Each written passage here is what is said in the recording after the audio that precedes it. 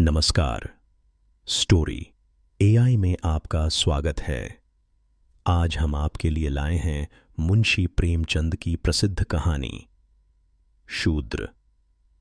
शूद्र मुंशी प्रेमचंद। अब यहां से कहानी शुरू होती है। गांव के बाहर तालाब के किनारे एक बड़ा पीपल का पेड़ था, जिसकी छांव तले गांव के लोग अक्सर इकट्ठे होते। यहीं पर पंडित शिवदत्त का घर था, जो गांव के प्रतिष्ठित ब्राह्मणों में गिने जाते थे। उनके पड़ोस में रहता था एक निर्धन चमार, रघु। रघु मेहनती था, ईमानदार था, पर उसकी जाति उसे गांव में बराबरी का हक नहीं देती थी। वह दिन भर दूसरों के जूते बनाता और रात को थका हारा घर लौटता। परंतु उसका दुर्भाग्य यह था कि वह जिस कुएं से पानी भरता उसे छू भी नहीं सकता था। गांव का नियम था कि शूद्र केवल तालाब से पानी लें, कुएं का पानी उनके लिए वर्जित था। एक दिन भयंकर गर्मी पड़ी, तालाब सूख गया और अब पानी केवल कुएं से ही मिल सकता था। रघु की पत्नी, जो 2 दिनों से प्यासे बच्चों को देख रही थी, हिम्मत करके कुएं पर गई।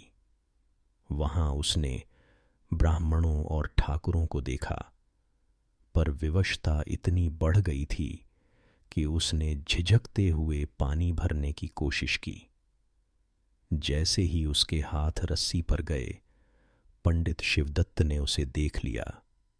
उन्होंने गुस्से में कहा, अरे रघु की औरत, कुएं को अपवित्र करने चली आई, हट जा यहां से। गरीब स्त्री ने हाथ जोड़कर विनती की, मालिक, बच्चे 2 दिन से प्यासे हैं, तालाब सूख गया है, हमें पानी लेने दीजिए। पंडित ने क्रोध में आकर लाठी उठाई और कहा, अगर फिर कभी कुएं के पास आई तो ठीक नहीं होगा। रघु यह सब देख रहा था। उसकी आत्मा आहत हो गई। क्या वह केवल इसीलिए नीच है कि वह एक चमार है?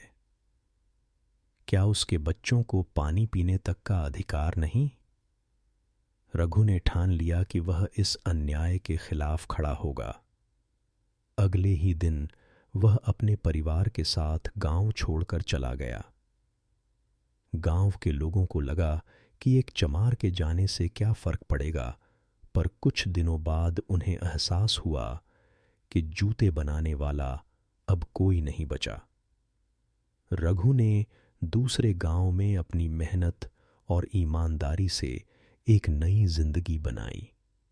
वहां किसी ने उसे नीच नहीं समझा और वहां के लोग उसे सम्मान देने लगे। समाप्त। अगर आपको यह कहानी पसंद आई हो तो हमारे चैनल स्टोरी एआई को सब्सक्राइब करें और वीडियो को लाइक व शेयर करें।